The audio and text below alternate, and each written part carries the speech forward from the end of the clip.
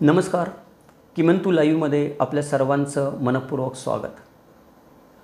शिवकाळ या सदरातील शिवकालीन ग्रामव्यवस्था या मालिकेतील आजचा हा 20वा व्हिडिओ आहे. या व्हिडिओमध्ये आपण जाणून घेणार आहोत शिवकालीन ग्रामीण धार्मिक जीवन. आता धार्मिक जीवन हे कोणत्याही समाजाचं जर जाणून घ्यायचं असेल तर तो फार मोठा विषय आहे. कारण धर्म हे युगानुयुगे आणि वर्षानुवर्षे तरी आपण म्हणू शकतो की माणसाच्या आयुष्याचा भाग असतात. एखाद्या गावाचा, एखाद्या समाजाच्या अस्तित्वाचा भाग असतात. त्यामुळे एखाद्या 15-20 मिनिटाच्या किंवा अर्धा तासाच्या व्हिडिओमध्ये त्या सगळ्या गोष्टी सांगता येणं किंवा एखाद्या कालखंडावर असणारा धार्मिक पगडा, वेगवेगळ्या धर्मांच्या मिश्रणाचा असणारा त्यांच्यावर प्रभाव हे वर्णन करून सांगता येणं किंवा त्याचं अचूक मूल्यांकन करता येणं शक्य नाही आहे. आपला या व्हिडिओ मालिकेचा तो विषय पण नाही आहे. ही व्हिडिओ मालिका आपण संकल्पना स्पष्ट करून घेण्यासाठी बनवतो आहोत. तर शिवकालीन ग्रामीण जीवन जे होतं किंवा ग्रामव्यवस्था जी होती त्याच्यामधल्या महत्त्वाच्या संकल्पना आपण या व्हिडिओ मालिकेच्या माध्यमातून स्पष्ट करत आहोत, समजून घेत आहोत. तर आजचा जो आपला विषय आहे शिवकालीन ग्रामीण धार्मिक जीवन, तर शिवकालीन गावामध्ये त्या कालखंडामध्ये कशा प्रकारच्या धार्मिक जीवनाचा प्रभाव होता ते जाणून घेण्यासाठी धार्मिक जीवनाशी संबंधित, गावातील धार्मिक जीवनाशी संबंधित ज्या महत्त्वाच्या संकल्पना आहेत त्या महत्त्वाच्या संकल्पना आज आपण समजून घेण्याचा प्रयत्न करणार आहोत. तर या संकल्पनांमधली सगळ्यात महत्त्वाची संकल्पना आहे ती म्हणजे ग्रामदेवता. गाव म्हटलं की त्या प्रत्येक गावाची स्वतःची एक ग्रामदेवता असेल. बऱ्याचदा ही ग्रामदेवता जी असे ती पुराणामध्ये वर्णन केलेली ब्रह्मा, विष्णू, महेश यांच्यासारखी एखादी ग्रामदेवता असेल. जर गाव मोठं असेल, तीर्थस्थान असेल, बाकीच्या गोष्टी असेल, म्हणजे कुठे भगवान शिवशंकरांचा स्पर्श झाला असेल, कुठे एखादी देवीने पाय ठेवला असेल किंवा तिचं पवित्र स्थळ असेल, किंवा एखाद्या ठिकाणी आपण म्हणू शकतो की ब्रह्माजींचा आदिम हे असेल, वास्तव्य असेल. असे वेगळे वेगळे जे आपण म्हणतो की पुराणकालीन देव आहेत त्या सर्व देवांच्या स्वरूपामध्ये काही ठिकाणी ग्रामदेवता असत. परंतु बहुतेक ठिकाणी या ग्रामदेवता या समाजाच्या, ज्या बहुजन समाजाच्या देवता असत, त्या बहुजन समाजाच्या म्हणजे गावाच्या लेवलला, ज्यांचं पुराणामध्ये शक्यतो आपल्याला नाव आढळणार नाही किंवा पुराणामध्ये ज्या देवता आढळतात त्यांचं गावाच्या पातळीवर अपभ्रंश होऊन झालेलं नाव किंवा त्या देवतेचं आपण व्हेरिएशन म्हणू शकतो इंग्लिशमध्ये त्याला. आता मराठीमध्ये मला पटकन शब्द सापडत नाही. तर त्या देवतेचंच एक दुसरं व्हर्जन जे गावच्या पातळीवर असे, असं प्रत्येक गावच्या पातळीवर एक वेगळं वेगळं व्हर्जन सापडत असे किंवा मूळ देवतेच्या स्वरूपात त्याच्याशी संबंधित असणारा त्या देवतेचा अवतार हा ग्रामदेवता म्हणून आपल्याला प्रत्येक गावामध्ये आढळून येत असे. बऱ्याच गावांच्या ग्रामदेवता या एकसारख्या असत किंवा आपण बघितलं की आपल्या पंचक्रोशीमध्ये आजूबाजूला जी 12 गावं असतील त्या 12 गावांच्या 12 ग्रामदेवता वेगळ्या वेगळ्या पण असत. या ग्रामदेवतांना गावाचं रक्षक मानलं जाईल आणि त्यांची जी मंदिरं असत ती शक्यतो गावाच्या वेशीजवळ असत. या ग्रामदेवतांमध्ये प्रामुख्याने आपल्याला महाराष्ट्रामध्ये आढळून येणाऱ्या ज्या ग्रामदेवता आहेत त्यांची नावं काही 2-4 सांगतो जी आपल्याला सर्वसामान्यपणे आढळून येतात. तुकाई, नानाई, मरीआई या देवीच्या वेगवेगळे अवतार, जे ग्रामीण अवतार म्हणू शकतो आपण त्यांना. त्यानंतर म्हसोबा, भैरव हे सगळे जे आहेत हे आपण म्हणू शकतो की गावोगाव भैरवनाथांची मंदिरं असतात किंवा म्हसोबाचा कुठतरी एक लाल दगड लावून ठेवलेला असतो. त्यानंतर गावामधलाच एखादा माणूस त्याचं देऊळ बांधलेलं असतं पवित्र आत्मा म्हणून, ते गावाच्या वेशीवर लावलेलं असतं. हा अमका बुवा, तो तमका बाबा वगैरे ते गावाचे रक्षक असतात, पण ते देवता नसतात. पण गावातल्या लोकांनीच त्यांना देवाचा दर्जा दिलेला असतो. काहीतरी त्यांनी चमत्कार केला असेल किंवा मागे कोणाला काही त्यांची अनुभूती आली असेल. त्यामुळे ही अशा प्रकारची पण देवतांची मंदिरं आपल्याला गावाच्या वेगवेगळ्या वेशींवर आढळून येतात. याच्यामध्ये स्त्री आणि पुरुष दोन्ही प्रकारच्या देवतांचा समावेश असे की इथे काही असमानता केलेली नसते की फक्त पुरुषच देवता असत. आपल्या संस्कृतीचं एक फार मोठं सौंदर्य आहे की आपल्या संस्कृतीमध्ये देवता, स्त्री, पुरुष दोन्ही समानता आढळून येते देवतांमध्ये. तुम्ही पाश्चिमात्य देशांमध्ये किंवा बाहेर गेलात तर फक्त पुरुष देवताच आढळतात, स्त्री देवता कुठे आढळून येत नाहीत किंवा त्यांची आराधना पण केली जात नाही, त्यांचा तेवढा सत्कार पण केला जात नाही. याच्यानंतर जी दुसरी संकल्पना आहे, धार्मिक कल्पना ज्यांना आपण म्हणतो, ज्या लोकांच्या मनामध्ये असतात वेगवेगळ्या, ते म्हणजे एक लोकब्रह्माचा पगडा असे. लोकब्रह्म म्हणजे काय की जे लोकांना त्यावेळेला प्रभावित करत असेल किंवा लोकांच्या मनातल्या ज्या कल्पना असतात, जे आपण म्हणतो की व्यक्ती तितक्या प्रवृत्ती, तितके व्यक्ती तितके देव आहेत या जगामध्ये. कोणाला देव कुठल्या रूपामध्ये दिसेल आणि कोणाला कुठलं भूत कुठल्या रूपामध्ये छळेल याचा काही भरोसा नाही. मग या ज्या समाज जीवनामध्ये रुळलेल्या विचित्र कल्पना असतात त्यांना लोकब्रह्म म्हणतात. तर या लोकब्रह्मांचा आणि धार्मिक कल्पनांचा पण लोकांच्या मनावर, समाज जीवनावर फार मोठा पगडा असेल. हे लोकब्रह्म आणि धार्मिक कल्पना एकमेकांमध्ये इतक्या बेलामूलपणे मिसळून गेलेल्या असत की कुठली धार्मिक कल्पना आणि कुठली लोकब्रह्म आहे हे त्या काळामध्ये तरी वेगळं काढून सांगता येणं अवघड असेल. आज आपण काढून सांगू शकतो. आज थोडी प्रगती झाली आहे. आज आपल्याकडं विज्ञान उपलब्ध आहे किंवा विज्ञानाने आपण सिद्ध करू शकतो की एखादी गोष्ट भूतबाधा आहे का नाही आहे, किंवा आपण आज वेगवेगळ्या धर्मग्रंथांचा अभ्यास करून, चर्चा करून, वेगवेगळ्या पंडितांशी बोलून एखादी गोष्ट धार्मिक कल्पना आहे का नाही बोलू शकतो. पण त्यावेळेला गावामध्ये शिक्षणाचा अभाव असल्यामुळे हे सांगता येणं फार अवघड होत असे. ग्रामीण जीवनावर अवतारवादाचा प्रचंड पगडा असे. अवतारवाद म्हणजे अमुक एका माणसाने काही महान कार्य केलं की त्याला लगेच शिवशंभूचा अवतार किंवा विष्णूचा अवतार किंवा अमुक कोणाचा तरी देवतेचा अवतार म्हणून ठरवलं जात असे. त्याचबरोबर त्याच्यानंतर समजा आपण म्हणतो की एखादी देवता असेल, एखादी ग्रामदेवता असेल किंवा एखादी नवीनच कोणाला तरी काहीतरी साक्षात्कार झाला तर त्याने एखादं मंदिर बांधलं तर ती देवता पण कुठल्या तरी देवतेचा अवतार असेल किंवा ती व्यक्ती पण कुठल्या तरी साधू संत एक कोणी असेल की एखाद्या माणसाला मध्येच वैराग्य प्राप्त झालं, त्याने संन्यास घेतला, त्याला काही अनुभूती आली, त्याने एखादा पंथ निर्माण केला, तर ती व्यक्ती पण कोणत्या तरी देवतेचा अवतार म्हणून मानली जात असे. ती ज्या देवाला पूजत असे तिचाच नंतर अवतार म्हणून घोषित केली जात असे. अशा प्रकारे अवतारवादाचा पण प्रचंड पगडा होता समाज जीवनावर. कोणी काही धार्मिकदृष्ट्या जर उल्लेखनीय कार्य केलं तर त्याला कोणाच्या तरी अवताराशी जोडल्याखेरीज चैन पडत नसे लोकांना. दुसरी गोष्ट म्हणजे साक्षात्कार होणं, मगाशी मी म्हटलं तसं, दृष्टांत मिळणं, स्वप्नात दर्शन होणं, यासारख्या गोष्टींना पण धार्मिक दृष्टीनं महत्त्व दिलं जात असेल. म्हणजे नवस, सायास, मुहूर्त, शुभाशुभ कल्पना, चमत्कार, भूतबाधा, शपथ घेणे, अंगात येणं, असे वेगळे वेगळे लोकब्रह्म असतात. ते लोकब्रह्म समाजामध्ये प्रचलित असतात आणि त्याला समाजामध्ये मान्यता असते मोठ्या प्रमाणामध्ये. समाज मोठ्या प्रमाणामध्ये या गोष्टींना दैनंदिन जीवनामध्ये, म्हणजे आपण बघतो की दैनंदिन जीवनामध्ये एखादी गोष्ट करायची असेल तर मुहूर्त बघितला जातो. एखादी पूर्तता व्हावी असं वाटत असेल तर नवस केला जातो. वेगळ्या वेगळ्या कल्पना एखादी गोष्ट साध्य करण्यासाठी सांगितल्या जातात की असं कर, तसं कर, याला शिव, एवढे दिवस उपवास कर. कोणीतरी हातामधून काहीतरी चमत्कार करून दाखवत असे, कोण राखेतून हातातून राख काढेल, अजून दुसरं काहीतरी करेल, असे पण लोक चमत्कार करून दाखवत असत. भूतबाधा नित्याची होती की कोणाला कधी भूत लागेल त्याचा काही भरोसा नव्हता. शपथा घेणं, देवदेवतांच्या पोटात शपथा घेणं किंवा खऱ्या शपथा घेणं, किंवा एखाद्या वेळेला जर न्यायनिवाडा करायची वेळ आली तर तू तुझ्या कुलदेवतेची शपथ घेऊन सांग असं म्हणणं. त्यानंतर अंगात येणं, हे त्यावेळचे जे होते हे धार्मिक कल्पना आणि लोकब्रह्म हे समाज जीवनाचा भाग होते. याला समाजापासून यांना वेगळं काढता येणं अवघड होतं. हे एवढे समाजामध्ये मिसळले होते, एवढे दैनंदिन जीवनामध्ये मिसळलेले होते आणि रूढी परंपरांचा भाग झाले होते. जर या रूढी परंपरा तोडल्या तर न्यायदानाच्या वेळेला कठोर शिक्षा केल्या जात असत. त्यामुळं देखील ही लोकब्रह्म आणि लोककल्पना यांचा पगडा समाज मनावर वाढत जात असे आणि समाज त्याच्यामध्ये गुरफटला जात असे. अजून एक जो समाजामधला एक मोठा विभाग होता किंवा आपण त्याला एक वर्ग म्हणू शकतो की जो समाजावर स्वतःचा प्रभाव टाकत असे, तो म्हणजे साधू संत.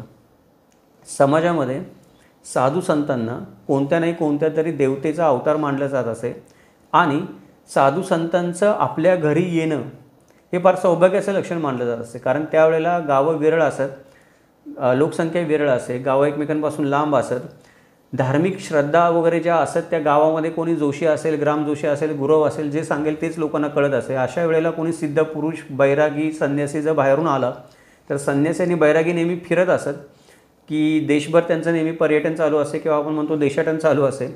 पर्यटन हा शब्द चुकीचा आहे, देशाटन चालू असेल.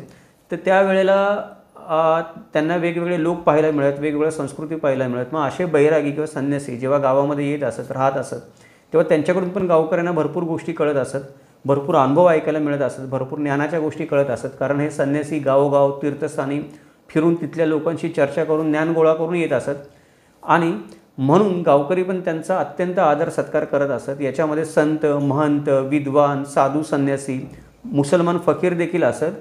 यांना लोकांच्या धार्मिक जीवनामध्ये फार महत्त्व होतं. त्याच्याबरोबर आपण जर नावं घेऊन सांगायचं म्हटलं तर शिवकालीन कालखंडामध्ये कुणाचा पगडा होता तर याच्यामध्ये संत तुकाराम महाराज, रामदास स्वामी, मोरया गोसावी, वामन बाबा, निंबाजी बाबा, परमानंद बाबा, बोधले बाबा, अचलपुरी गोसावी, याकूत बाबा, मौनी बाबा, शेख मोहम्मद, बहिणाबाई, वेणाबाई, अंबाबाई या स्त्री पुरुष संत ज्योतिषी, पुराणिक व कीर्तनकार यांच्या सर्वांचा मिळून समाजावर एक पगडा असेल.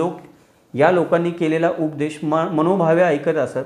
जेवढं शक्य होत असेल, एखादा माणूस जर धार्मिक प्रवृत्तीचा असेल, एखादा माणूस जर आपण म्हणू शकतो आत्मिक प्रवृत्तीचा असेल, तर तो माणूस या सर्वांच्या विचाराने किंवा आचरणाने चालत पण असेल. त्याने समाजामध्ये थोडीशी साधनसुचिता शिल्लक राहत असेल.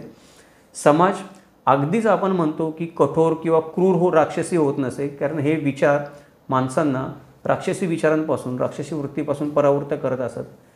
काही वेळेला ज्यावेळी पूर्णपणे एखाद्या समाजाचा विध्वंस झालेला असेल, कुटुंबाचा नाश झालेला असेल, रोगराईमध्ये, लूटमारीमध्ये, युद्धामध्ये अन्याय झालेला असेल, कोणी एकटा पडलेला असेल, तर अशा वेळेला हे मठ, आश्रम, साधू संतांचे उपदेश त्या माणसाला दिलासा देत असत, त्याच्या मनाला उभारी देत असत, कधीकधी राहायला आसरा आणि वस्त्र पण देत असत.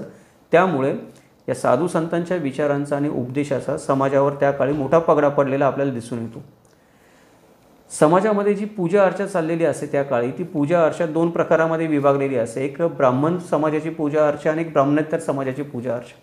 ब्राह्मण समाजाच्या स्वतःच्या देवता असत, ब्राह्मण समाजाचे स्वतःचे ब्राह्मण समाजातलेच पुरोहित असत, ते त्यांच्या समाजाचं जे काही पौराहित्य करायचं असतं ते करत असत. ब्राह्मणेतर समाजामध्ये ज्या पूजा अर्चा चालल्या असतात, त्या ब्राह्मणेतर समाजाच्या पूजा अर्चा समाजाच्या विविधतेमुळे विविध भागात वेगळ्या आपल्याला चाललेल्या आढळून येतात.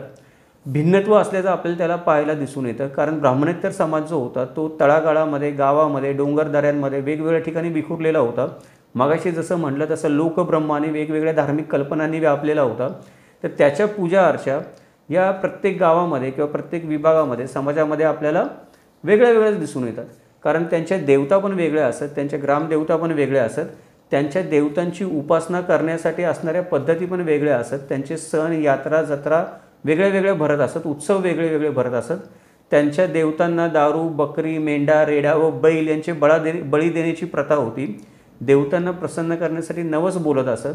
आणि हे जे ब्राह्मणेतर समाजातले पूजा अर्चा चालत असत, त्याच्यासाठी गुरव हा ब्राह्मणेतर समाजातला प्रतिनिधी असे, जो मंदिराची पूजा अर्चा करणे, साफसफाई करणे हे गुरवाचं काम असे. त्यानंतर भविष्य काढून देणे, ज्योतिष सांगणे, मुहूर्त सांगणे, इतर काही गोष्टींसाठी मदत करणे, मृत्यूच्या समयीची विधी करणे हे ग्रामजोशीच्या अधिकाऱ्यामध्ये असलेलं काम असे. तर ग्रामजोशी आणि गुरव हे जे 2 आलुतेदार आणि बलुतेदार समाजातले किंवा वर्गातले प्रतिनिधी असतात, हे प्रतिनिधी गावासाठी ब्राह्मणेतर समाजामध्ये हे कार्याचे विधी करत असत. त्यांना त्याचे अधिकार किंवा पौराहित्याचे अधिकार दिलेले असत.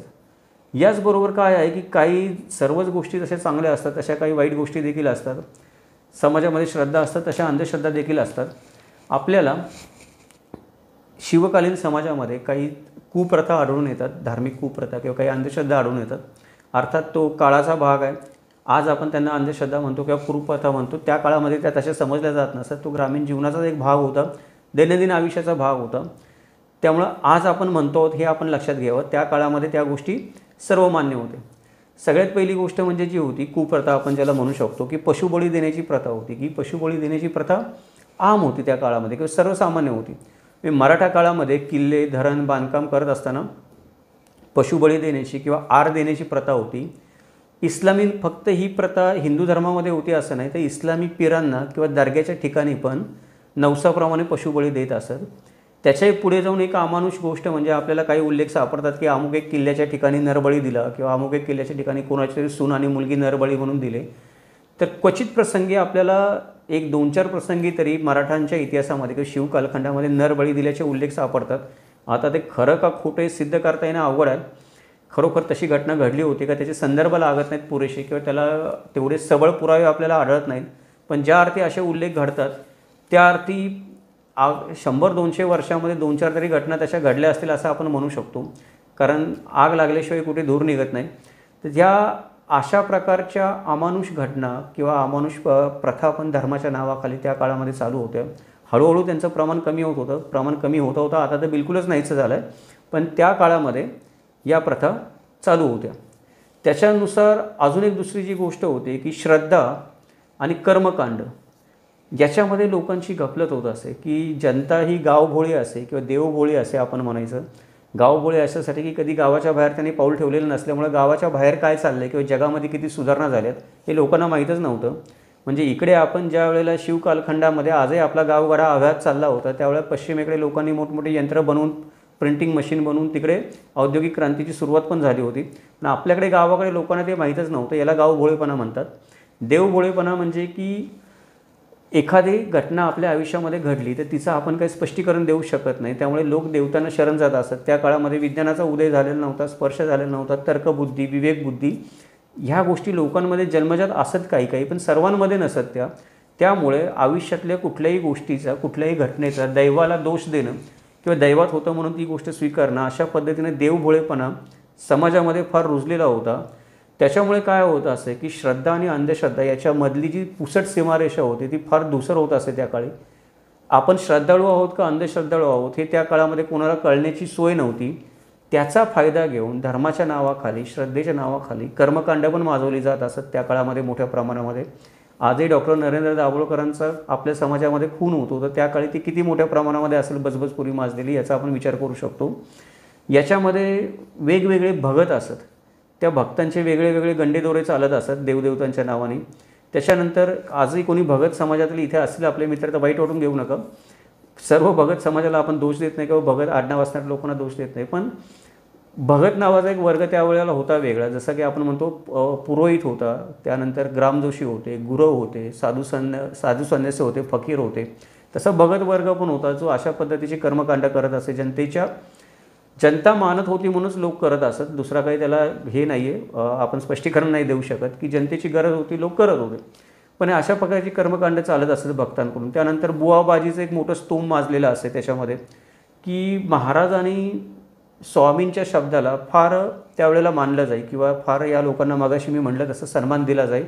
कारण गावामध्ये लोकांना काहीच माहिती नसेल. लोकांना वाटते की हा एखादा मनुष्य काशीच्या ठिकाणी वास्तव्य करून आला आहे किंवा नाशिक आणि त्र्यंबकेश्वरवरून आला आहे, आपल्याकडे वास्तव्य करून गोदावरीवरून आला आहे, नदीवरून, तर त्या माणसाला मान देणं आणि तो म्हणेल त्याची थुंकी पण खाली पडू न देणं झेलायला लोक तयार असत. का तर देवाचा आपल्यावर थोडा वरदहस्त राहावा, आपल्या आयुष्यातली संकटं कमी व्हावीत म्हणून.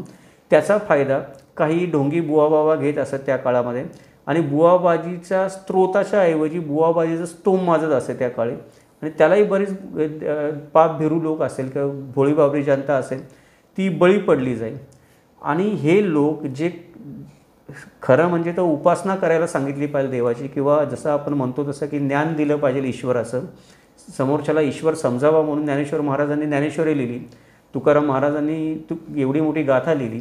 म्हणजे या लोकांना शेवटी काय करायला लागलं की साधू संतांना समाजाच्या या बुवाबाजी विरुद्ध किंवा हे जी बजबजपुरी माजली होती, कर्मकांड माजली होती, ती निवळण्यासाठी गीता समाजाला कळावी म्हणून ज्ञानेश्वर महाराजांना ती मराठी भाषेत लिहावी लागली की कोणी त्याचं स्तोम माजू नये किंवा कोणी जनतेचा गैरफायदा घेऊ नये. तुकाराम महाराजांची जर गाथा आपण वाचली तर ती गाथा तर एक प्रकारे क्रांतिकारकच आहे. कर्मकांडाच्या विरोधावर, बुवाबाजीवर, बजबजपुरीवर त्याच्यामध्ये प्रहार केलेत आणि ही गाथा तुकाराम महाराजांना लिहावी लागली. त्यांनी ती शिवकालखंडामध्येच लिहिली किंवा शिवकालखंडाच्या आरंभी लिहिली.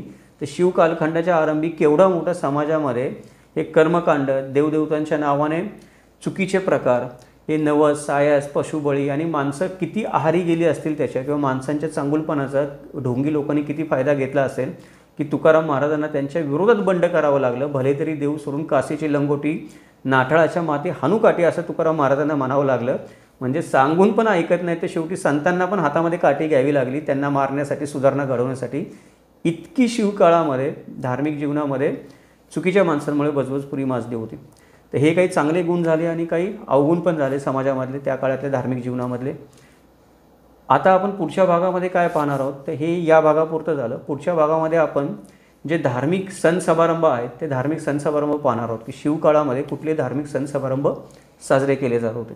आत्ताचा जो भाग आहे तो भाग तुम्हाला कसा वाटला, त्या भागामधली काही माहिती तुम्हाला आवडली का, आणि काही आवडलं नसेल किंवा अजून काही माहिती हवी असेल तर तुम्ही मला नेहमीप्रमाणे कळवू शकता.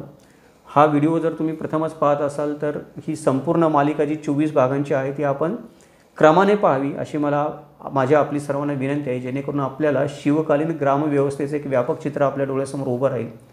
जर आज आपण प्रथमच या व्हिडिओच्या निमित्ताने किमंतू लाईव्ह चॅनलला भेट देत असाल तर नवीन असेच विषय आपल्याला दररोज ऐकायला मिळावेत म्हणून किमंतू लाईव्ह चॅनलला सबस्क्राईब करा, नोटिफिकेशन बटन ऑन ठेवा.